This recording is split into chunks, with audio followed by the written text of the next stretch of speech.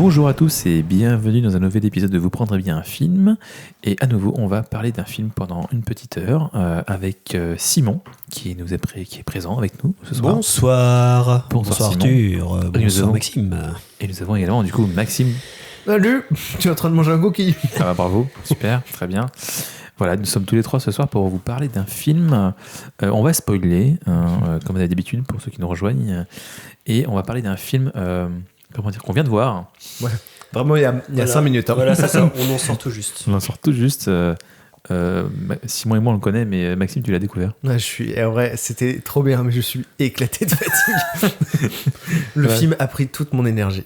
Ah, c'est un film qui est très énergique en même temps. Ouais, vache. C'est quelque chose. Hein. Ah bah, c'est une comédie des années 80 qui s'appelle, en français en tout cas, Y a-t-il un pilote dans l'avion ? Airplane en VO. Ouais. Un film des As, pour ceux qui connaissent. Ouais. Sorti en 80. Jim Abrams, David Zucker et Jerry Zucker. Voilà, trois réalisateurs. Acronyme en fait de leur nom de famille. Voilà. Qui sont connus pour des comédies absurdes. Et c'est un peu celle qui les a vraiment révélées pour le coup en 1980. Et donc on va vous parler un peu de ça ce soir. C'est un peu posé. Voilà, on chill un peu tranquille. Un petit film sympathique. Pour ceux qui l'ont pas vu, allez le voir directement. C'est à découvrir. Il faut vraiment pas. Enfin, il faut le découvrir. C'est vraiment top. C'est vraiment rigolo. Qui veut pitcher le film ? Moi, j'ai pitché le dernier, donc. Moi, j'ai pas prévu de truc. Bah, je peux le faire. Hein. Vas-y. Allez, Simon, t'écoutes. Alors, c'est un ancien pilote de l'armée américaine qui a servi au Vietnam et donc qui tente de, qui va tenter de reconquérir en fait son ex qui est une hôtesse de l'air en fait et qui va embarquer dans l'avion dans lequel il est hôtesse de l'air. Et sauf que le vol ne va pas du tout se passer comme prévu, évidemment. Évidemment. On précise qu'il a un PTSD, le mec. Combien, hein ? Il a un peu un syndrome de stress post-traumatique. Oui, mais c'est un syndrome post-traumatique. C'est ça. Pas piqué des hannetons. Non, puisqu'il peut pas approcher un avion. Voilà. C'est un petit peu problématique. Voilà. Même si j'ai pas compris d'ailleurs pourquoi il en avait un, du coup. Parce qu'il a eu un crash, certes, mais c'est jamais expliqué pourquoi il avait raté son premier vol. Bon, il s'est planté, quoi. Il s'est planté, mais du coup, en fait, de toute façon, le film n'a pas de sens. Donc, en fait, je vois pas pourquoi je cherche du sens dans ce film. Et pourtant, ça a tellement de sens. Puis il est responsable aussi de la mort d'autres hommes, c'est ça aussi. Oui, c'est vrai qu'il le dit au milieu du film. Ouais. Dont un mec qui meurt quasiment quand sur le moment où il sait qu'il a tué des gens. C'est sa nana qui lui dit « Oh non, il est mort ce matin. » Non, il y a eu 6 meurtres. Non, 7. Alors que le mec est déjà au fond du gouffre, mais là du coup c'est clair. Il lâche. Mais du coup, moi j'aurais résumé le film autrement parce que en voyant le film, moi j'ai tout de suite dit c'est un harceleur. Parce qu'il prend. Alors en fait, c'est une hôtesse de l'air, sa copine. Elle lui dit non, c'est fini entre nous parce que j'ai besoin. La base pour moi dans un couple, c'est le respect et je ne peux pas être avec quelqu'un que je ne respecte pas. Oui, qui est une des meilleures punchlines du film. Et du coup, il dit ah mince et tout. Il essaie de la suivre et il va voir l'agent d'accueil. Il fait bonjour. Elle prend quel avion ? Je prends le même. Alors dans le film, comme tout est absurde, c'est très marrant. Mais j'avoue que du coup, c'est clairement un film de harcèlement, c'est harcèlement tout court, quoi. Puis ce qui est marrant, c'est que c'est un film de son époque, quoi. Donc t'as les looks, t'as les décors, tout est. C'est années 80. C'est 1980 pile, quoi. Donc vraiment, on sort des années 70 et on le sent. Hein. Et ce qui est intéressant, c'est qu'on sort des années 70 et les années 70, c'est quand même une décennie où il y a eu énormément de films catastrophes, dont beaucoup dans des avions. Ouais. Et du coup, le film arrive au bon moment, si tu veux, pour parodier ça, où tous les gens ont les codes aussi de ce genre de film. Ouais. Tu vois, et du coup, il démonte tous les codes du film catastrophe. Puisque ce film est quand même un remake déguisé d'un film qui s'appelle... Bruit de tournage de page. J'ai fait mes devoirs. Putain, c'est même pas cette page-là. Si, non, c'est pas ça. C'est Zero Hour, sorti en 57, qui a le même pitch. C'est s'appelle alors Zéro d'ailleurs. Les mêmes personnages. Okay. C'est vrai. Sauf que c'est hyper sérieux en fait. Ouais. Et du coup, ce qui est marrant, c'est que d'où vient ce film finalement, c'est qu'en fait, les réalisateurs, les As, on va résumer, hein, c'est Abraham Zucker. Ils faisaient à un moment donné des parodies de publicité. Du coup, ils mettaient plein de films, plein de trucs pour créer ça en fait en faisant des montages. Et tout d'un coup, en fait, ils sont tombés sur Zero Hour. Et en fait, ils s'amusaient à doubler le film de façon un peu comme la classe américaine, tu vois. Ouais. Où vraiment, ils mettaient le film, ils coupaient le son, puis ils refaisaient des dialogues comme ils voulaient. Et en fait, ça les faisait marrer parce qu'il y avait ce côté Vraiment, très premier degré, les personnages sont hyper sérieux, mais ils disent des absurdités absolument incroyables, mais qui collent à l'image, en fait, et qui collent à ce qui se passe. Et du coup, ils se sont dit, ok, on va refaire le film avec des acteurs sérieux. Donc en fait, ils sont allés chercher des acteurs qui n'étaient pas des comiques, et qui, les acteurs ne captaient pas trop ce qu'ils foutaient là. Ouais. Et ils se pensaient, attends, mais c'est sérieux comme film, ou qu'est-ce que je fais? Pourquoi je balance ça? Et t'as même l'acteur qui joue le pilote. Oui. Qui, tu disais, Simon, qui était l'acteur qui jouait dans Mission Impossible, je sais plus son nom. Oui, Peter Graves, ouais. Peter Graves, ouais. Qui jouait Jim Phelps dans la vieille série originelle Mission Impossible. Ouais. C'est ça, et quand on lui montre son rôle et son dialogue, il fait non, mais là, je suis un pédophile, là, ça va pas. Et lui, premier degré, il est en mode non, mais je joue pas ça, quoi. Il a fallu du temps, en fait, pour pas mal d'acteurs de comprendre que non, mais il faut le jouer premier degré, vous jouez votre rôle à fond, mais derrière, c'est une comédie.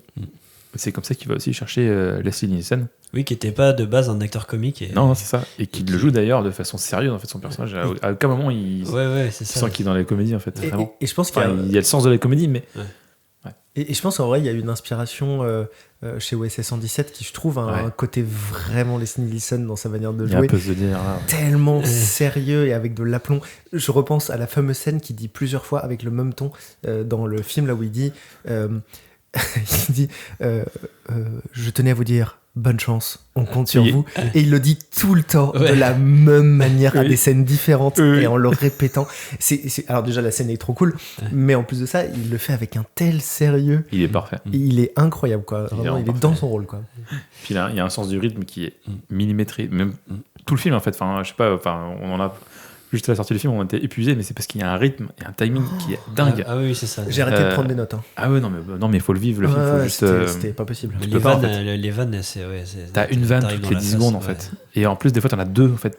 Ouais. Parce qu'il joue vachement sur les arrière-plans, en fait. T'as vraiment différents... t'as des vannes en arrière-plan, au premier plan, en même temps, tu vois. C'est toujours c'est leur patte, hyper bien dosé, quoi. Comme nous, y a-t-il un flic, vraiment, c'est ça, quoi. C'est pareil. Alors je connais moins du coup ça, j'ai pas vu encore. Y a-t-il un flic, ça, on pourra en reparler, mais bon, c'est avec Leslie Nielsen. D'abord, c'était une série, c'était Police Squad. Et qui est devenu après. Oui, ils ont fait une série, c'est ça. Ouais. Et après, c'est devenu 3 films. Y a-t-il un flic pour sauver la reine? Y a-t-il un flic pour sauver le président? Des As aussi, du coup. Ouais, c'est ça. Et moi, j'ai grandi avec ça, et vraiment, c'est pareil, quoi. C'est du gag partout, en fait, quoi. Non seulement le gag au premier plan, mais celui au deuxième ou troisième plan, quoi. Et c'est hyper dense. Et toujours pareil, quoi. Et c'est toujours pareil, ce même sérieux de Leslie Nielsen qui fait que c'est encore plus drôle, quoi. C'est ça qui marche, ouais. Puis le fait aussi que t'as un fond sérieux, en fait, dramatique. Je crois que c'est Astier qui disait qu'une bonne comédie, c'est quand t'as un fond qui est solide, où t'as une vraie histoire, les personnages vivent vraiment des drames, en fait. Ouais, c'est ça, ouais. Tu prends le truc au premier degré. Moi, quand je l'ai vu, j'ai découvert le film quand j'avais 6-7 ans, je l'ai pris premier degré, tu vois. J'ai vécu le film en mode il va sauver les gens de l'avion et tout. Enfin, vraiment, je suis passé un peu à côté à des vannes, tu vois, et j'ai vu le film comme ça. Mais parce que le film est comme ça aussi. Mais en fait, il t'instruit tout de suite le truc, c'est-à-dire que le capitaine Over qui est dans la première minute, il s'appelle Over, ouais. Il y a tout un jeu de mots sur le fait qu'ils disent Over Roger, hein. Et en fait dans les premières minutes du film on lui dit attention, il faut que cet avion arrive à l'heure, en temps et en heure, parce que quelqu'un doit se faire transplanter, donc si cet avion arrive en retard, cette personne décède dans l'avion. Et donc effectivement il y avait tout un enjeu dramatique dès le début où moi je m'étais dit c'est une comédie ou c'est... Et en passage cette personne est complètement oubliée le reste du film. Oui. Vraiment, on a installé ce besoin de deadline, mais après le reste du film... T'as une vanne avec où t'as la nana qui prend une guitare et qui se met à jouer et puis qui débranche la perfusion avec le manche. Qui commence à crever. Et qui fait des mimiques en plus. Avec sa bouche de poisson. Elle fait des mimiques d'enfant. Moi j'ai rappelé quand j'étais petit, ça m'a trop mal ça. J'étais là, je vais mourir, quoi. C'est horrible. Tout le monde s'en fout. Mais c'est ça qui est hyper important aussi, c'est qu'effectivement, comme tu disais, c'est que, et là ça se vérifie partout, en fait, dans tout ce qui est humoristique, au théâtre, partout, c'est qu'en fait, les situations les plus comiques qu'on connaisse, si tu les vivais toi, en réalité, elles ne sont pas du tout, en fait, pour les personnes qui les vivent, elles ne sont pas du tout. Toi, tu ris de cette situation-là, mais en soi, je sais pas moi, tout con, mais genre dans un boulevard, par exemple, tu sais, le mari trompé, tu vois, le mari trompé, il est au bout de sa vie, quoi, c'est ma femme, et en fait, et toi, tu te marres tout le temps, quoi. C'est ça aussi le principe, c'est que les situations comiques, de l'intérieur, oui, évidemment, tu es le personnage, c'est pas et c'est pour ça qu'en fait, plus toi, tu te sens vraiment meurtri en tant qu'acteur parce que vit ton personnage, plus tu vas paraître drôle au final, quoi. Oui. Et puis il y a un côté... c'est normal. En fait, tous les trucs... Quand l'absurde fonctionne bien, c'est quand c'est normal dans l'univers. Tu vois ? Avec les autres sont pas surpris que, par exemple, je sais pas ce qui se passe, mais un truc absurde qui arrive, tout le monde n'est pas en Mais le pilote automatique, Dieu, tu vois. Ouais, c'est ça. Typiquement le pilote automatique, où ils lui disent mettez le pilote automatique, elle appuie sur un bouton et c'est un pilote gonflable en fait. Oui, c'est ça. Et elle est pas surprise de ce qui se passe. C'est ça qui est drôle, c'est que justement, pour eux c'est normal, tu vois. Il y a un côté vraiment, ça marche. C'est comme ça que ça marche aussi, je trouve. Jusqu'à l'intégrer dans la diégèse, où il y a des mimiques après, où par exemple ils lui disent il faut regonfler le pilote automatique qui se dégonfle, et du coup ça fait un peu avec un plan de caméra comme si elle faisait une fellation. Et parce que le tuyau est sous la ceinture évidemment. C'est ça, bien sûr. Et du coup il y a le docteur qui rentre, qui voit ça, et en fait du coup c'est dans la diégèse où il fait oh pardon, et il referme la porte, ça. Quoi, genre. Et c'est complètement absurde. Nous on le voit en tant que c'est débile, mais effectivement lui, comme tu l'as dit, lui il le prend en sens réel, quoi. Oui, c'est ça. Ouais, c'est ça. Puis ils n'insistent pas en fait. T'as plein de gags où la caméra ou la mise en scène n'insiste pas trop. Oui, c'est ça qui est drôle. Faut surtout pas insister. C'est ça. Genre un mec qui tombe, le mec qui vérifie l'huile de l'avion au début. Et qui tombe et tout. Tu vois, je sais pas, quelqu'un qui serait pas expérimenté, il filmerait le mec qui tombe, il ferait d'autres plans, plus sur le mec en fait. C'est là, il a un arrière-plan, mais t'as pas besoin de le voir tomber. C'est le mec qui sort du champ là, avec le critère. C'est beaucoup plus drôle de le voir comme ça. Il y a vraiment quand même un excellent sens de la mise en scène pour des gars qui ne savaient pas faire un film du tout à la base. C'est vraiment le niveau 0. Et en fait, ils disent on veut juste faire des vannes, quoi. Et ils ont appris sur le tas. Et ça c'est assez fou, quoi. Ouais. Mais tu le disais toi-même, finalement ils disent à la fin, ils disent attention, allumez vite toutes les lumières, balancez-moi toutes les lumières sur le quai 16 et t'as fait c'est exactement à ce quoi ils s'attendent. Et voilà, et en fait, non mais même tu sais, il y a le camion qui arrive et qui baigne des lumières.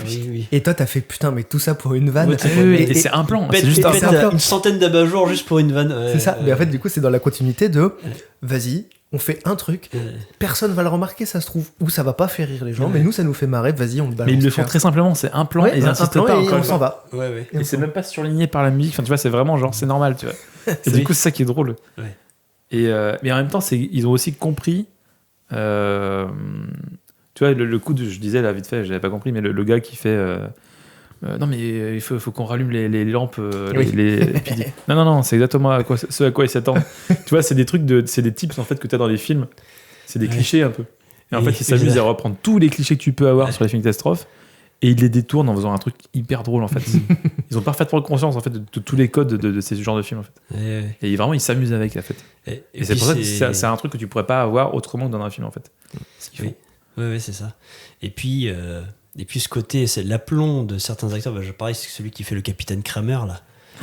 Qui est qui est un ancien pilote, du coup, qui est un expert, en gros, quoi. Et puis, et pareil, il prend encore une fois un acteur dramatique, quoi. Robert Stack, c'est le mec qui jouait dans la série Les Incorruptibles, la vieille série en noir et blanc, où il faisait Elliot Ness. C'est lui qui faisait ça, quoi. Et puis c'est pareil, c'est des gars, c'est marrant parce que sur le coup, ils ont dû tous se dire mais qu'est-ce qu'on fout là, quoi. Et au final, voilà, c'est devenu culte parce qu'il y a un tel sérieux justement dans ce qu'ils font, quoi, que t'es bidonné, quoi.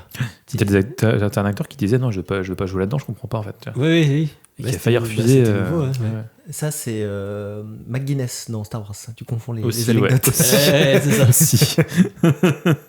Mais oui, mais en fait c'est marrant parce que quand on y réfléchit, du coup j'ai pas autant d'anecdotes sur ce qui s'est passé pour le tournage du film, etc. Mais aujourd'hui, et moi je l'ai dit avant qu'on regarde le film, en fait j'ai dit mais je connais déjà le film. Parce qu'en fait il est tellement culte que tous les gags sont repris aujourd'hui dans les comédies modernes. Et toutes les blagues sont reprises dans les mêmes YouTube. Quand on regarde un YouTuber quelconque, en fait il y a des vannes comme ça, comme La Classe américaine qui est aussi beaucoup repris. C'est vraiment des grands cadors de l'humour où aujourd'hui quand j'ai vu le film, il y a plein de vannes que je connaissais d'avance, quoi. Quand il transpire, le coup où il frappe tous la femme qui est en panique, et tout ça c'est des trucs qui sont hyper connus et qui sont ancrés, et du coup j'étais content de découvrir le film en me disant mais tout ça vient de là, même l'humour de Chabat, enfin tout est là. Je pense que Chabat kiffe ce genre très fort de ces mecs-là. De Zucker, mais je crois qu'il en parle même dans ses. De toute façon, Astérix et Obélix, Mission Cléopâtre, clairement, il est dans la veine de ça. Vraiment, et La Classe américaine aussi. Enfin, tu vois, c'est tout ça, c'est des trucs qui se rapprochent. Même dans le processus, tu vois, où vraiment au début, il commençait à couper le son et faire des vannes sur redoubler le film. C'est ce qu'a fait aussi La Classe américaine, et Chabat est dedans aussi. Donc. C'est un petit monde. C'est un petit monde. Tout est lié.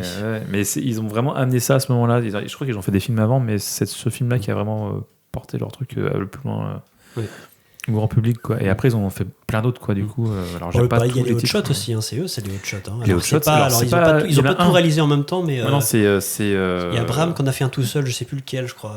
Jim Abraham. C'est Jim Abraham qui a fait Hot Shots 1 et 2. 1 et 2, c'est ça, c'est ça. Mais tu reconnais bien, en plus, tu vois, t'as les mêmes acteurs, tu vois, t'as Lloyd Bridges, qui est le père de Jeff Bridges, qui joue le Big Lebowski. Du coup, il fait le mec qui arrête pas de fumer et de picoler, là, qui est toujours en train de fumer en fait, et qui fait le général dans Hot Shot, quoi, qui fait le général, tu sais, qui le général qui s'est fait à peu près, qui a perdu je sais pas combien de trucs à la guerre, tu sais, qui s'est fait greffer une langue de teckel, qui passe, on est le mec qui sort un sabre laser, je sais pas quoi, ou une épée. Je sais plus ça. À la fin, il s'est fait un combat dans le 2 contre Saddam Hussein à un moment. Oui, c'est ça. Oui, c'est ça. Il se bat à l'épée, mais c'est. Et le mec, même sa peau, elle est fausse. Tu sais, il se fait remplacer sa peau par une peau en Kevlar parce qu'il était. Il sort de la cheminée, tu sais, il est même pas brûlé. C'est que des. Et du coup, il y a dit la flic aussi. Il y en a plein, hein. Il y en a 3, 4. Il y en a 3. Les films, il y en a 3. C'est une trilogie. Donc, j'ai dit, il y a un flic pour sauver la reine, il y a un flic pour sauver le président, il y a un flic pour sauver Hollywood. Et Nielsen. Et pareil, j'ai grandi avec ça. Et alors, surtout vraiment le 1 et le 2 sont vraiment. Le 3, il est très bien ancien. Il est peut-être un poil en dessous, mais il est comme très drôle. Mais le 1 et le 2, là, franchement, c'est des as de rire, quoi. Est-ce que tu as vu aussi, il y avait un film qui s'appelle Burger Film Sandwich? Est-ce que tu as vu ce truc? C'est eux qui ont fait ça avant, je crois. Je sais plus si je l'ai vu, ça me dit quelque chose, mais alors peut-être on en a juste parlé, je me rappelle plus. Et c'était un truc avec des espionnages, je sais plus comment ça s'appelle. Un autre truc aussi. Ah si, il y a comment... le film, qui se passe pendant la Seconde Guerre mondiale. Oui. J'ai plus le nom. Zéro quelque chose, agent... Secret Défense. Non, c'est pas Secret Défense ou un truc comme ça. Top Secret, c'est ça. Ouais, c'est pareil. J'ai pas vu, mais il paraît que c'est encore pire. Là, c'est pareil. Oui, ça arrête pas. C'est que des trucs débiles. Celui-là, j'aimerais bien le voir pour le coup.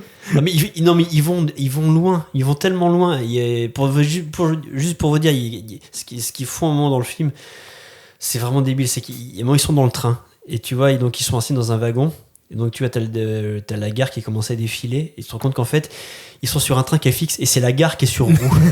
Juste pour la connerie. Oui, j'ai vu cette scène où tu vois. C'est débile. Où tu vois, en fait, non, mais c'est malin parce que la caméra est quand même. La caméra est placée dans le train. Ouais. Tu vois la vitre. Tu vois le gars qui regarde à la vitre et tu vois effectivement le décor qui défile de la gare. Ouais. Et au bout d'un moment, tu vois que c'est. Le quai, il finit par un train, en fait. Ouais. Un bout de train. Et en fait, tu vois le décor derrière qui bouge pas. Ouais. Et la caméra sort du train. Ouais. Et récupère le vrai train qui roule vraiment, qui est en fait la gare sur rail. Ouais. Mais c'est juste en un seul plan. Ouais. Et en un seul plan, il te fait comprendre aussi en faisant sortir la caméra du train ce que. Enfin, ils sont vraiment malins aussi dans la mise en scène. Tu vois, bon, alors, genre, là, pareil, c'est une vanne, mais c'est trop drôle. Il y a une espèce d'état-major, en fait. Il y a un quartier général, ils sont là avec une table éclairée, ils sont en train avec des pions disposés, voilà, la progression sur le champ de bataille. Et puis d'un coup, t'as un coup de téléphone, et puis tu vois, t'as un plan, t'as un mec qui est au loin, t'as le téléphone qui est en gros plan devant la caméra et t'as le mec qui est au fond, donc forcément le téléphone est énorme, quoi. Et en fait, il s'approche, il se rend compte qu'en fait le téléphone est vraiment énorme, en fait. Il est juste à côté, en fait, il prend et le combiné, il est comme ça. c'est que des trucs.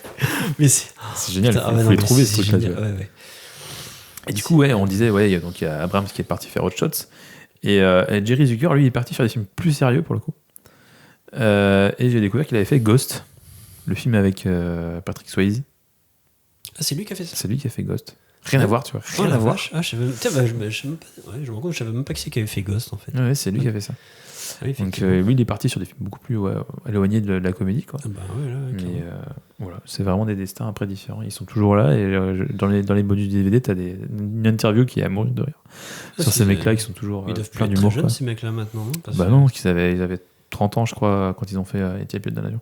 C'est pas non plus des très très vieux, mais ouais. Non. Mais ils font plus rien maintenant, quoi. Non, ils font plus grand chose, je crois.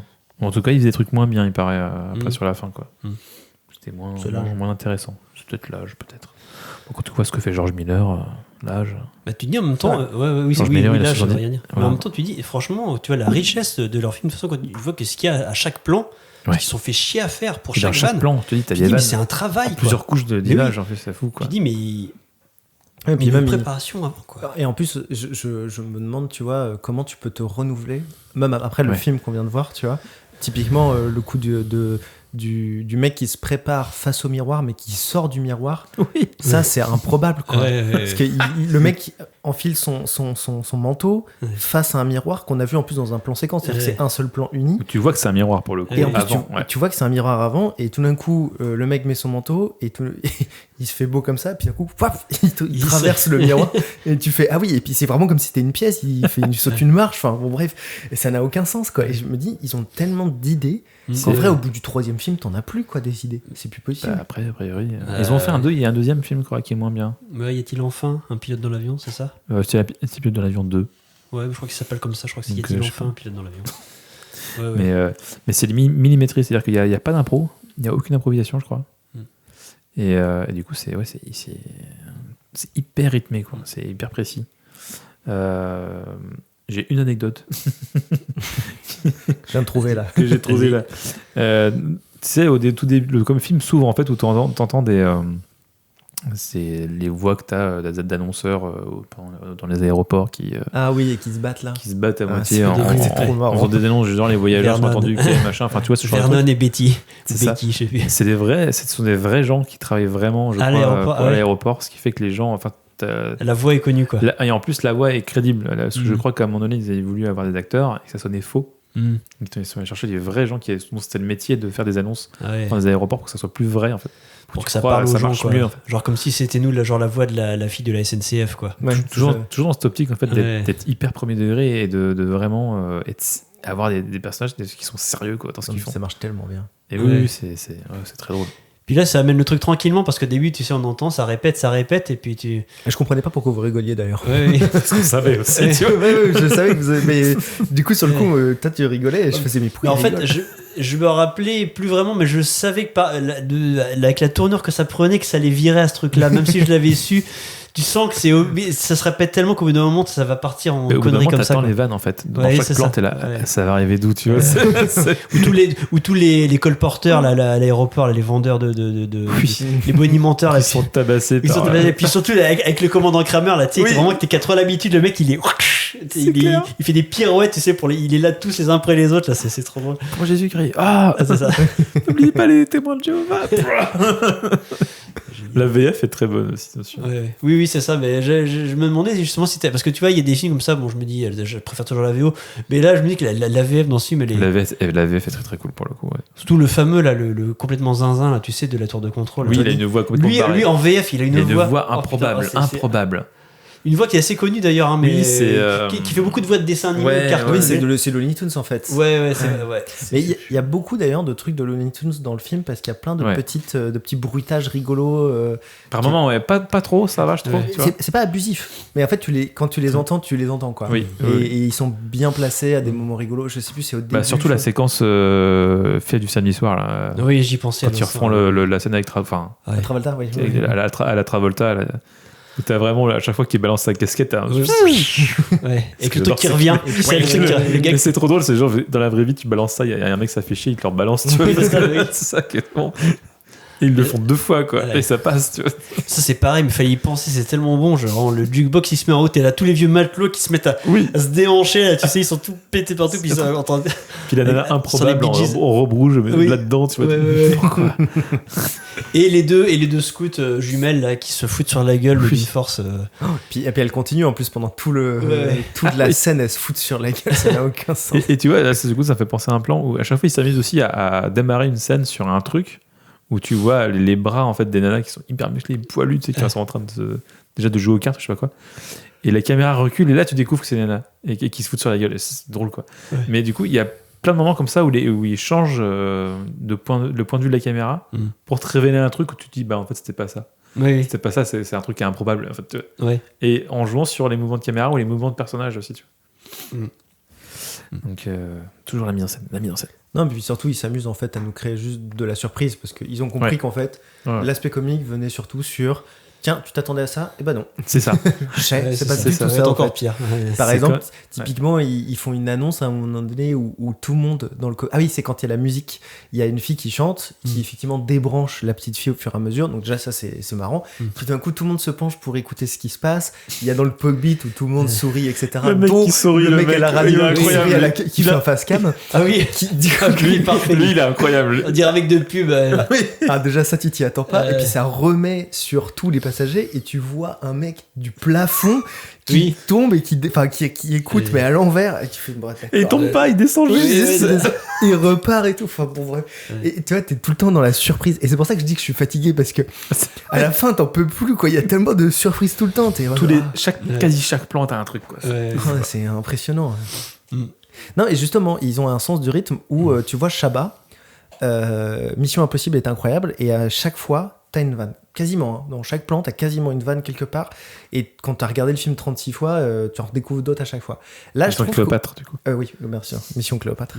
Mais du coup, quand tu regardes ce film-là, qu'on a vu, Airplanes, en fait, il y a plein de moments où ça devient un tout petit peu sérieux, et lui fait ah oui, et comme tu le disais, tu sais pas d'où va venir la vanne, et t'as le temps de te réhabituer à un rythme sérieux, et tout d'un coup, surprise. Oui, c'est ça. Ça te tombe sur la tronche très très vite, quoi. Typiquement l'hôtesse qui pleure en mode genre j'ai 26 ans et je suis pas mariée, etc. Ça, c'est bon. On sait pas d'où ça vient, et puis il y a une passagère qui vient qui fait je suis triste, mais moi j'ai un mari. Je sais quoi.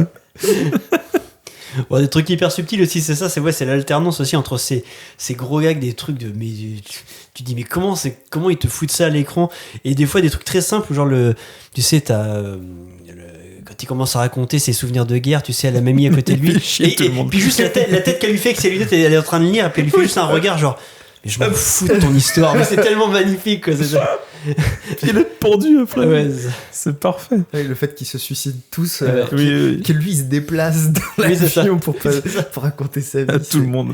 Incroyable. Quel numéro.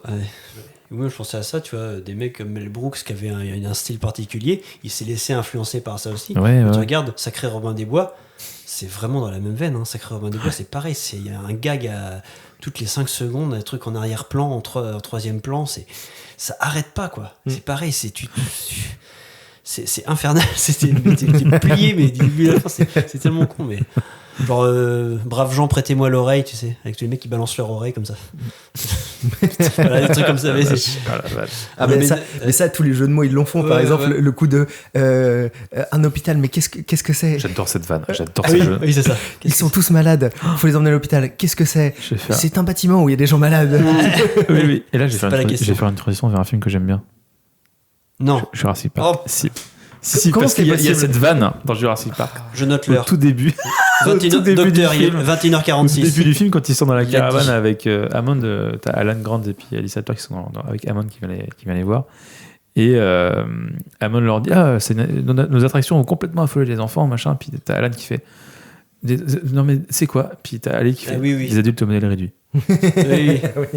Okay. C'est mon petit placement Spielberg. D'ailleurs, il y a une vanne au début de Airplane. Je pensais que t'allais la faire plus rapidement que ça. J'essaie de grouper un peu, tu vois. Au début du film, du coup, tu vois les nuages et t'entends la musique des Dents de la Mer qui démarre avec l'aileron de l'avion qui fait l'aileron de requin dans les nuages. Enfin, oui, pour introduire le film, qui en vrai est une excellente idée. Oui, qui est juste une excellente idée. C'est super, oui, pour attaquer le film, c'est génial. C'est magnifique. Et d'ailleurs, il est dans la bande-annonce et visiblement, ils ont fait plusieurs tests parce que t'as plusieurs allers-retours de l'avion dans la bande-annonce.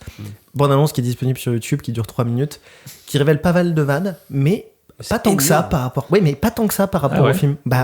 En vrai, il y a plein de trucs où j'avais envie de dire ça, je l'ai vu dans la bande-annonce, mais. En fait, il y a tellement de vannes dans le film que...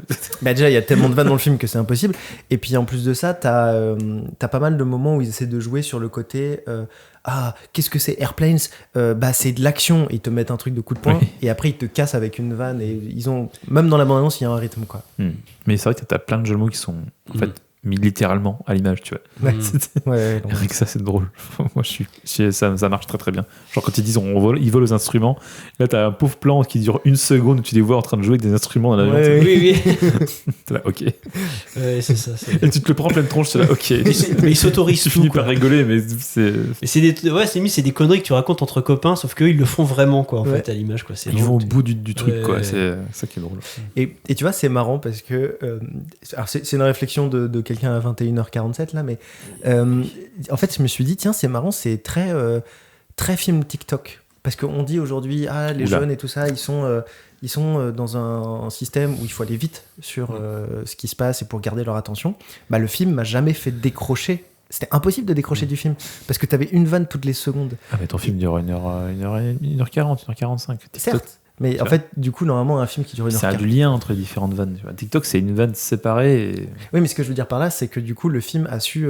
Normalement, c'est 4 secondes d'attention sur une application, tu vois. Bah là, en fait, au bout de 4 secondes, t'avais une vanne. Et du coup, tu décroches jamais, tu vois. Alors qu'un film d'1h45, même si c'est Spielberg, même si c'est Nolan, même si c'est peu importe quel génie, bah, je regarde mon téléphone au moins une fois si je suis dans mon appart, quoi. Quoi ? Eh ouais, scandale. Scandale. Alors que je regarde le film en 1.25. Scandale. Donc, Scandale. Double scandale. Non, mais je me dis, tu vois, c'est intéressant parce que. Il faut que tu aies une petite boîte, tu vois, où tu mets tes téléphones dessus. Non, mais du coup, je me suis dit. J'y ai pensé à ça. Hein. C'est un style de film qui, aujourd'hui, fonctionne super bien, en fait. Fonctionnera toujours super bien. Bien sûr. Parce que la capacité d'attention des gens, elle est maintenue de ouf, quoi. Oui, ça c'est clair. Voilà, c'était ma pensée du soir. Je vous l'offre. Les gens, ne regardez pas des films avec vos téléphones. Posez vos téléphones, s'il vous plaît. Bah oui. Je connais tellement de gens qui mettent des films en regardant leur téléphone. Je dirais, mais non. Ouais, non. Non, ne faites pas ça. Éviter. Évitez. C'est vrai que souvent on a des pubs, alors si on peut éviter ça. Déjà, il y a des pubs sur Prime maintenant. Ouais, c'est ça. Et T'as l'impression d'être sur TF1. Et sur Netflix. T'as l'impression d'être sur TF1 qu'à l'époque du film du dimanche soir. Là. Ça n'a plus entrecoupé de 18 000 pubs.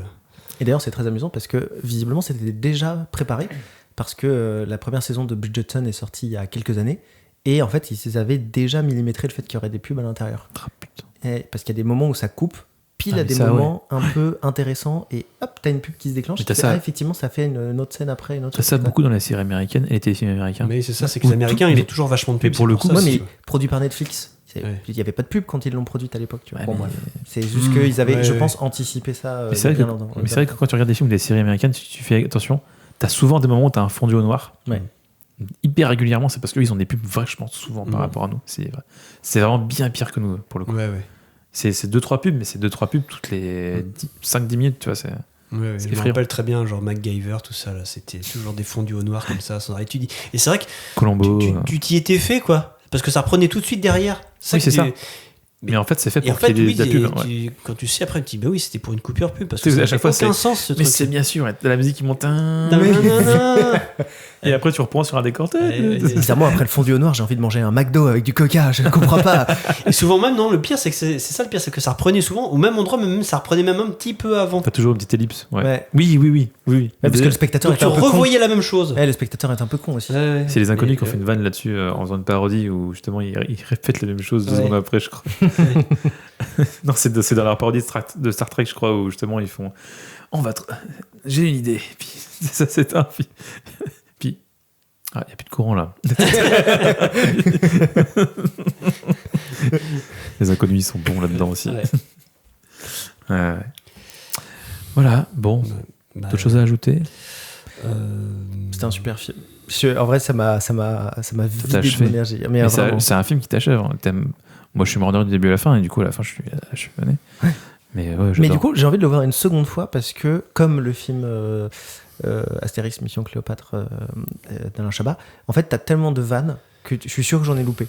Je suis certain qu'il y en a plein que j'ai loupé, que ce soit dans les phrases, que ce soit dans l'arrière-plan, parce que des fois t'avais trois en même temps, et comme en plus on l'a regardé en VO, donc du coup je lisais en même temps les sous-titrages parce que c'était la première fois que mate-le en VF. Franchement la VF vaut le coup, donc pour une fois je dis mater un truc en VF, tu vois ça. Ouais.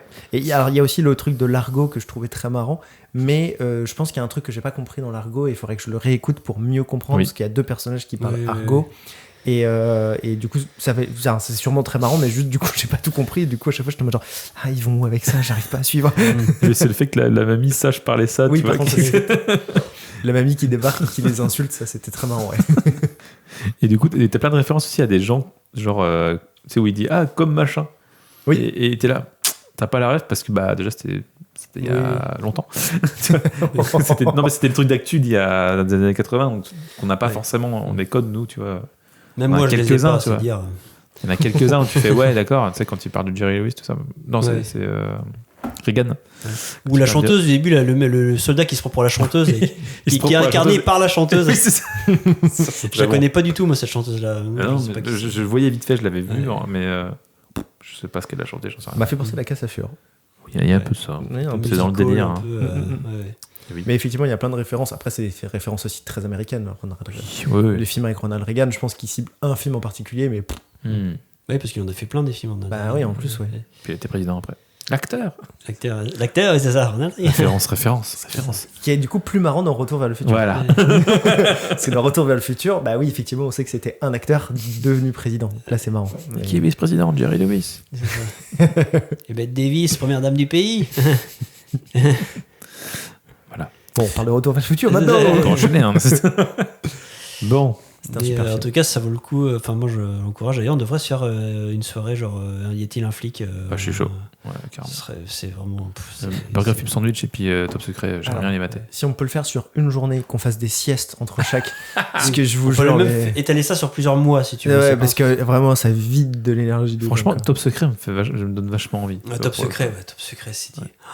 Mais j'aimerais bien qu'il y ait plus de films comme ça. C'est-à-dire, enfin, plus de films où on assume l'absurdité. Mais en même temps, je trouve que on ne retrouve pas ça dans le cinéma parce que c'est tellement dur à faire. Typiquement, un exemple d'école, les Astérix qui ont suivi Astérix Obélix Mission Cléopâtre, qui essayent de reproduire le style de Chabat, qui lui reprend le style des As, et qui n'y arrivent pas. Les Astérix d'après n'arrivent pas du tout à refaire la même chose, quoi. Non, le problème c'est qu'ils essaient de copier, en fait, c'est surtout ça, quoi.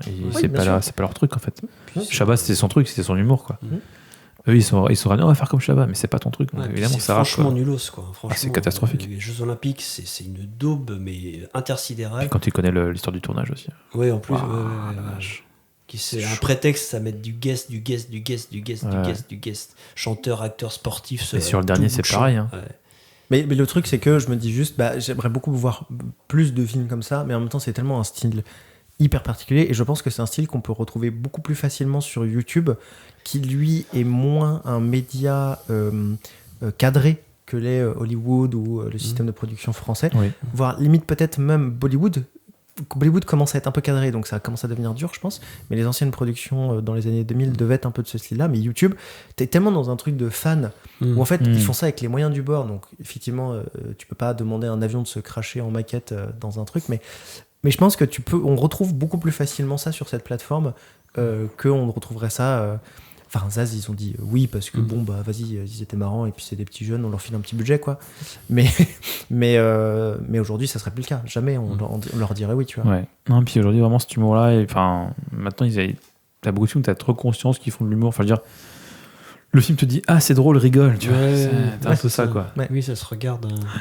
Et puis, il y a un autre truc aussi, c'est que on est tellement dans une ère où tout est critiqué que en fait ils auraient trop peur. Enfin, il y a des en ce moment, oui, les prods ont peur, mais partout. Hein, ça, c'est même un truc. Avant, depuis 2001, c'est compliqué aux États-Unis d'avoir parce que en fait, il faut faire attention politiquement. Ah oui, t'as ça aussi. Ouais. Ça, c'est encore autre chose, mais on a peur même au niveau international de ce que ça représente, etc.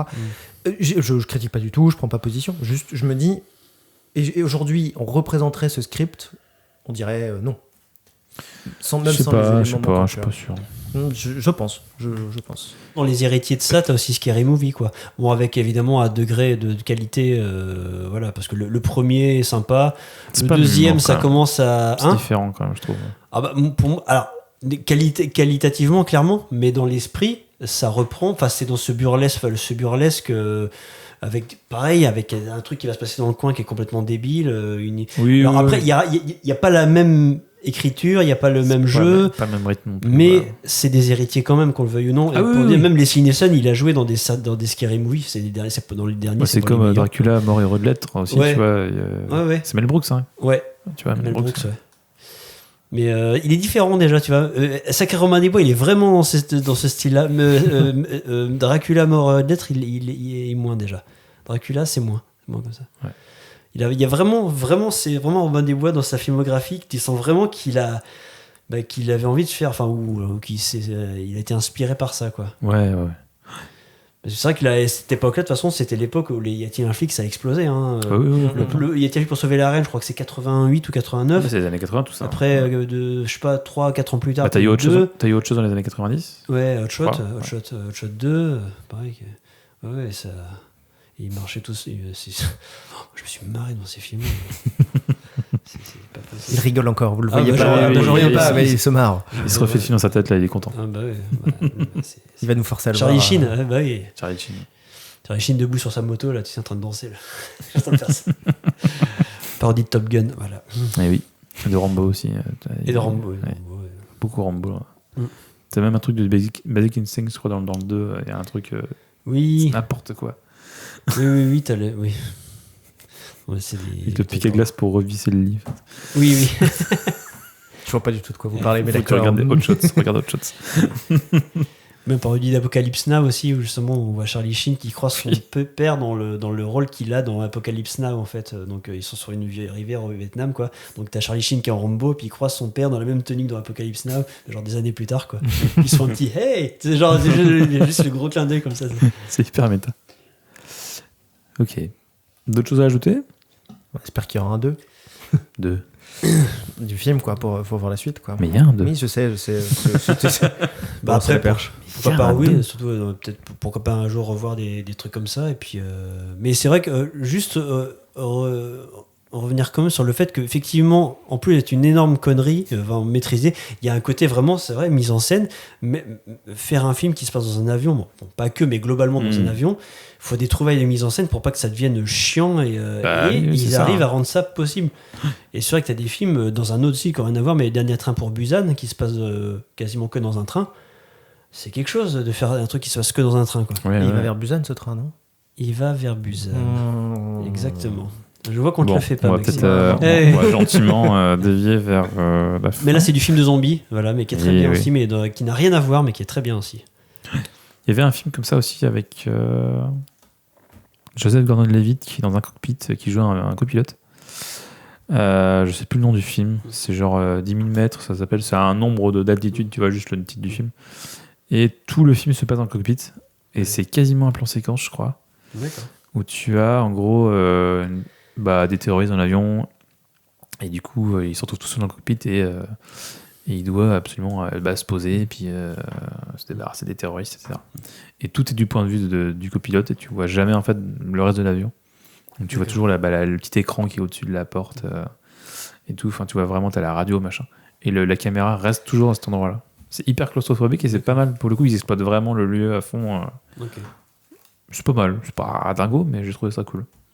Bon, évidemment, tout ça, c'est rien à côté du chef-d'œuvre de mise en scène dans un endroit exigu, à savoir Piège à grande vitesse avec Steven Seagal. Ce bon vieux Steven. Qui se passe dans un train. Ah oui. Là, notamment, il y a eu un moment, il défonce un mec dans une cuisine. Parce qu'il y a un moment, comme il dit lui-même, je suis imbattable dans une cuisine. Donc il est cuistot. Quel enfer. C'est bon. Non, c'est pour rire, c'est fumé. Est-ce qu'on fera un Steven Seagal très nul. Est-ce qu'on fera un Steven Seagal? Oh, bah ouais, Steven Seagal. Vous savez que plus les podcasts, plus vous rajoutez des films. Oui. Ça, à la limite, si on veut vraiment rigoler, il faudrait faire un des derniers Steven Seagal. Là, ce serait marrant. Parce mais là, c'est chaud. Quoi. Là où il essaie de continuer, il essaie de faire croire qu'il peut toujours se battre, malgré ses 250 kilos. Non, mais le gars, quoi. On dévie, on dérape. On dérape. Non, il faudra quand même qu'on fasse la classe américaine, un de ces quatre. Quand même. Non, il y a de quoi faire. Très bien. Eh bien. Ou il y a une platoon aussi. Oh putain, il y a une platoon, mais oui, mais il y a trop de choses à faire. Je pense que là, personne n'a jamais fait un podcast sur Alien Platoon, non, j'en suis sûr. On sera les seuls, mais les seuls. Tu vois, il y aura personne qui l'écoutera d'ailleurs. C'est ça. Je vous le dis. Attends, un titre pareil, ça se refuse pas. Il y a une platoon. C'est un des pires nanars. C'est vrai que par contre, les gens feront. C'est quoi ce film? Qu'est-ce que c'est ce truc quoi, tu vois non, mais en plus, il est dispo gratuitement. Qu'est-ce que tu veux? Oui, sur YouTube. Une qualité exécrable, mais parce que voilà, c'est la meilleure qualité qui est. Hein, oui, c'est ça. Alors, vous pouvez le mettre en HD. Le film n'est pas dans HD. On va faire une restauration. Non, mais on va faire un remake. Oh non. Si. On fera forcément mieux, de toute façon. C'est pas compliqué. Ça peut pas être très compliqué. Ça peut pas être pire, quoi. C'est pas possible. Non, ce film est pire dans tous les domaines. Oui. Tous. On rappelle que c'est un prof de théâtre qui. C'est vrai, mon prof de théâtre, celui qui m'a appris le théâtre, qui tient quasiment le rôle principal dedans. Voilà. Ce qui est du coup très paradoxal de le vendre, du coup, finalement, parce que. Tu fais de l'impro, c'est ça, Simon? C'est des talents d'acteur, c'est ça, non? Mais bon, il l'a totalement renié, ce film-là, comme un autre qu'il a fait qui s'appelle Trépanator aussi, vraiment, qui est un film d'horreur. Par le même réalisateur, et qui est pareil, un nanar, mais comment ça se fait impensable, quoi. Comment ça se fait que je l'ai pas vu, Trépanator? Je sais pas, il est peut-être pas disponible celui-là. Après, il y a des extraits qui existent, je crois. Il faut le trouver. Et c'est avec lui, c'est pareil, où t'as des gens, il décapite des gens à la tronçonneuse, avec des tronçonneuses pas allumées, choses comme ça. Mais il échange les cerveaux des gens, en fait, le mec. Ce que j'adorais dans Alien Platoon, c'est qu'il balance des bouteilles en plastique et ça fait des bruits de verre, ça tombe, ça c'est génial, ça. Ouais. C'est incroyable. Tout est. Ils ont dû se dire qu'est-ce qu'on peut. Ils ont dû regarder tous les domaines où est-ce qu'on peut être mauvais. Ils ont listé et ils ont coché toutes les cases. Tu vois, le coup des bouteilles, je pense que les As auraient jamais pensé à ça. Tu vois. Non, c'est sûr. En vrai, je pense qu'en vrai, fait par Zaz, ce serait très marrant. Ah ouais. Mais voilà, c'est des gens qui ont essayé de faire ça avec une bonne intention. Ils ont voulu bien faire. Dans le fond, je pense oui. Je pense, ouais. Et avec un budget hollywoodien, ils auraient peut-être réussi. Il y a plein de grosses merdes qui ont été faites des bonnes intentions. Comme non, ne cite pas. non, je regrette. Ce sera notre podcast. Voilà. Très bien. Eh bien, merci à vous. De rien. Merci à toi. Merci pour les cookies. Voilà, les cookies. Un petit podcast, celui-là. Petit épisode sans prétention. Après visionnage. Au calme, avec une petite bougie. Sachez que nous avons plus d'électricité dans cette chambre. On fait ça dans le noir. Je ne sais pas à qui je parle. Vraiment, je ne vous vois plus. On est à la bougie ici. Voilà, vous voyez pas ça, mais ça aurait été drôle en live, ça, tu vois. Ouais, je vais prendre une vidéo pour montrer. Ok. À quoi ça prendre des vidéos. On est un peu en tiens, d'ailleurs, la bougie est. La bougie elle-même est vraiment. Oui. Voilà, merci à vous. Et puis, on se retrouve très prochainement. On va peut-être faire des recos vite fait quand même. Ah oui, des recos vite fait. On en a fait quelques-uns, non peut-être. Oui. Là, moi, je fais vite fait parce que j'en ai déjà parlé. Y a-t-il un flic? Voilà. Oui, bon, voilà. Les trois, c'est fait. Ça, c'est clair que. Leslie Nielsen, enfin voilà, c'est à voir, c'est génial. Oui, mais voilà. Les hot shots. Les hot shots. Alors, en rapport au nom avec le film. Oui, en rapport. Des petites recos, des trucs que tu as vu récemment, tu dis putain, ça c'était bien. Alors déjà, on voit rien sur la vidéo, sachez-le. Et alors, moi j'en ai 3. Oh putain, c'est long. Déjà, sur YouTube, il y a Viva la Dirt League que j'ai retrouvé comme ça par hasard, qui est une chaîne YouTube de gens qui prennent des trucs un peu absurdes dans le jeu vidéo et qui en font des sketchs dessus. Et donc c'est extrêmement hilarant parce que c'est pareil, c'est un peu des points très absurdes sur lesquels on pense jamais. Et en fait, si c'est évident que c'est débile, des nommages de personnages, comment tu te comportes avec des PNJ, genre en disant passe. Bon bref, c'est très marrant. Je vous conseille d'aller les voir. J'ai revu Hot Fuzz il y a pas très longtemps. De la trilogie des Cornetto, ouais, ça, qui c'est est bien aussi. Excellent. Et j'ai repensé que je l'ai vu il y a pas très longtemps parce que dans le film qu'on a vu ce soir, Airplanes, il y a un moment donné le patron de l'aéroport fume un cigare et se met devant le cadre de lui qui fume un cigare. Très très marrant et quelque chose qu'on même posture, hein, ouais. C'est ça, dans la même posture, chose qu'on retrouve dans Hot Fuzz et qui est très marrant. Et pour finir, le podcast 2 heures de perdu c'est terminé il y a peu de temps et ça m'a rendu extrêmement triste parce que ça faisait plusieurs années que je suivais 2 heures de perdu. Quand bien l'en face d'avoir terminé parce que c'était une volonté, mais en tout cas écouter 2 heures de perdu, c'était quand même extrêmement marrant. Voilà. Très bien. Moi aussi, une petite reco vite fait d'un film que j'ai redécouvert, que j'ai revu et que j'avais pas vu depuis très longtemps, et c'est King Kong. Celui de Peter Jackson, 2005, trop bien. que j'avais pas vu depuis très longtemps, et je me dis putain, il met tellement la bande les trucs qui ont été faits. Ouais, mais il est presque même, je le trouvais un peu too much au niveau des. C'est tellement. Mais qu'est-ce que c'est généreux. Ouais, mais qu'est-ce que c'est généreux, qu'est-ce que c'est cool, c'est bien filmé. C'est généreux, putain. Ça c'est hyper bien mis en scène, c'est hyper bien filmé, Ouais. il y a une vraie histoire construite avec des vrais personnages. Tu vois. Ouais. Tous les King Kong, les machins là, qui ont été faits récemment, les Godzilla. Et puis le film éclaté par ça, quoi. Puis le film était traumatisant, t'avais une vraie peur des T-Rex, etc. Il y avait un côté film d'horreur qui était là, quoi. Les bestioles quand ils tombent dans le ravin, j'ai un traumatisme depuis. Hein. Ah oui, c'est chaud cette scène. Quand il se fait gober là. Ah oui. C'est assez répugnant. C'était affreux. Et il y a un super jeu vidéo sur King Kong de Peter Jackson. Qui est sorti du coup maintenant il y a super longtemps et je l'ai fait genre 12 fois ce jeu. Je l'ai fait plusieurs fois aussi. Il était trop bien, très immersif. Ouais. Mais quand tu vois les derniers King Kong où il se lève, il se gratte les fesses face cam, tu te dis bon bah ok. Revoyez le King Kong de Peter Jackson. Ceux qui ont juste vu les derniers là, King Kong vs Godzilla et tout là, revoyez le King Kong de Peter Jackson. Bon, revoyez l'original. Hein, avec Andy Serkis qui campe toujours le qui campe personnage King Kong, qui est le mec, le cuistot là, qui est trop gênant là. Ouais, il fait les deux. Ouais. Il fait King Kong, il fait le cuistot avec là, il fait celui qui se fait gober par les créatures géantes. C'est vrai que ça, ces moments-là, c'est vraiment, c'est très très malaisant ce moment-là. Mais la baston avec la T-Rex, elle est folle, quoi. Mais oui, quand il le prend et qu'il lui arrache la mâchoire. Quand il tombe dans les lianes et puis qu'elle se retrouve face au, tu sais, elle tombe comme ça, elle est attachée. Enfin bon, voilà. Revoyez ce film parce que. À la limite, vu que tu parlais d'un film que t'as pas vu depuis longtemps, moi j'en ai vu un hier soir, je vous ai parlé tout à l'heure, c'est Batman le défi, que j'ai pas vu depuis que j'étais ado, donc ça fait très très longtemps. Et il est mieux que le premier. Hein. Ça fait longtemps que je les ai pas vus. Moi je préfère le premier. Moi, je trouve qu'il a moins bien vieilli que le premier. Certains moments, je trouve qu'il y a des. Il est trop dans la connerie. Des fois, c'est trop dans la. Et le premier, il y a ça aussi. J'ai du mal à accrocher moi au Batman de Burton, mais bon, après c'est. Il est presque trop. Il y a un côté presque trop enfantin celui-là des fois, je trouve. Ouais. Mais le premier aussi. Mais après, voilà, c'est énormément de qualité visuelle, des trouvailles, mais c'était toujours ça, c'est toujours sympa à voir parce que tu vois vraiment un film de son époque, quoi. Voilà. Oui. Bon. Michael Keaton. Michael Keaton qui est super. Tout à fait. Qu'on aime bien. Ah oui, et dans le dernier Flash, il était super aussi. Quand c'était Je suis Batman. C'est ça. Aïe, du périmatisme. Ah, ça c'est très très mal. Et quid du prochain Beetlejuice, on verra. Ça fait peur. Ça. Vous avez vu, il tourne un nouveau Jurassic World là. Oui. Ça fait peur, ça. Oui. C'est Gareth Edwards qui le fait. Hein, c'est Gareth Edwards qui le fait. Ça peut être pas mal au niveau des visuels, tu vois. Ouais. Mais c'est tout. Non, c'est bien d'espérer. Bah, c'est Gareth Edwards. Moi, je croise un. Ouais, je croise un petit doigt vite fait. Ouais, c'est bien. C'est un espoir vain. Bref. Clairement. Des actus. Moyen long terme, comme c'est pas en live. Ah oui, c'est vrai.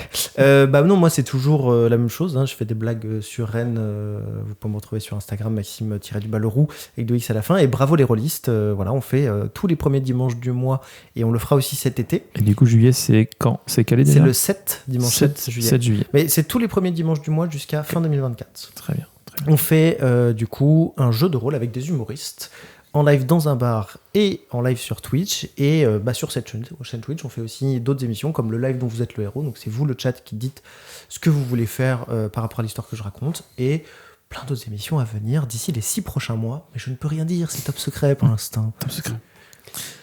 Simon. Et pour l'actualité, moi c'est pareil, je fais des blagues aussi avec Maxime dans la même troupe d'humoristes au Sava, la troupe au Sava. Et puis donc moi sur l'Instagram c'est Simon-du-bas stand-up. Et ma troupe d'impro, sinon la Spécial K.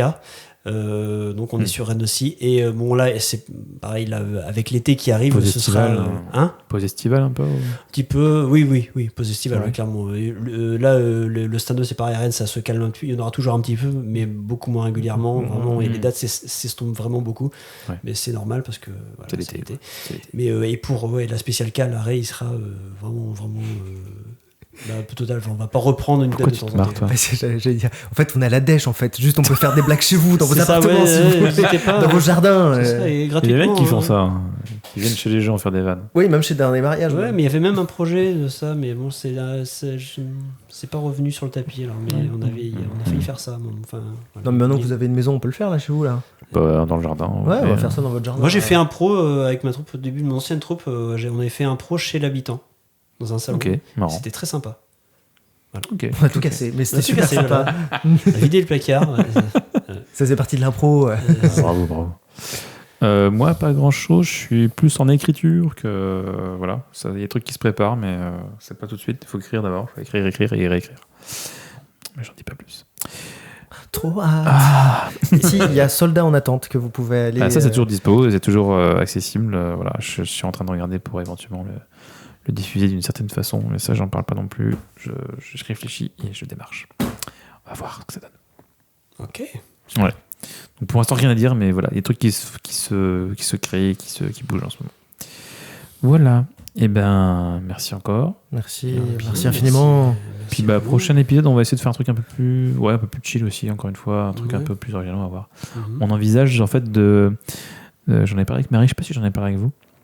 Mais on aimerait bien en fait enregistrer un épisode où on mettrait un film, on regarde le film et on commente le film. Oui. Et en fait on dit aux gens de démarrer le film en même temps que nous pour qu'ils regardent le film et qu'ils aient le son de notre podcast dans les oreilles et on commente en direct. Ah l'enfer. Avec 5 secondes de décalage là, ça va être bien. Alors les gens se débrouillent. Hein. Non, mais c'est on fera un décompte 3, 2, 1, mettez lecture. Je te l'avais déjà dit, en plus je crois qu'on avait fait le premier podcast, je dis ce serait trop marrant qu'on mate le film en commentant. Et tu m'as dit oui, ça existe déjà. J'ai fait oui, c'est vrai. Ça s'est déjà fait, mais. Mais chaud, je trouve que c'est une super idée. Pour le faire. Un truc qu'on connaît bien. Allez. Première sur les tropiques ou la grande aventure Lego. Enfin bon, bref, je cite des noms comme ça. Il veut absolument qu'il y ait la grande aventure Lego, je milite. Je lui ai promis et je réitère ma promesse qu'on le fera un jour. Je sais, mais plutôt possible. Et d'ailleurs, n'hésitez pas à organiser des jeux à boire où Arthur dit Jurassic Park et Maxime dit la grande aventure Lego. On fera un bingo. Oui, t'inquiète pas. À chaque fois qu'il prononce les Spielberg ou Jurassic Spielberg, Park. voilà. Un shot. Spielberg, un shot. Jurassic Park, 2 shots. Les Dents de la Mer. On a pas rendu. Bon, il est temps que ce podcast se termine. Oui. Qu'on éteigne cette bougie. À très bientôt. Tu vas souffler la bougie. Attends. Ah oui, carrément. Vas-y. Tiens, souffle la bougie devant fais ton micro. là. Fais ton outro. Ok. Non, attends. Mais devant le micro. Après que j'ai terminé, tu vois. Et voilà. Et merci à tous de nous avoir suivis. Et à très bientôt pour un nouvel épisode de. J'allais dire Bravo les Héroïstes, ça va pas du tout. Non, bien, clairement dis-le. À bientôt pour Bravo les Héroïstes. Pour un nouvel épisode de Vous prendrez bien un film. Gros bisous. Merci. Ciao. Salut. Est-ce que ça te faisait ? Oui, cool.